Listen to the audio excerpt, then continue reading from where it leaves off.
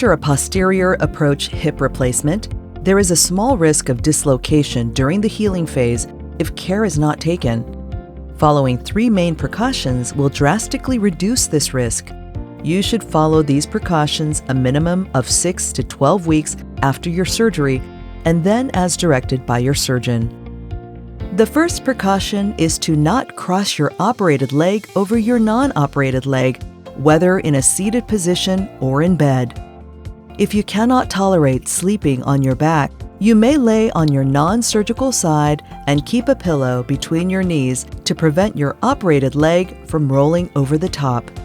It is best not to sleep on your surgical side due to your incision. The second hip precaution is to not bend your hip past 90 degrees, which means no reaching down past your knees or sitting on a low surface where your knees will be higher than your hips.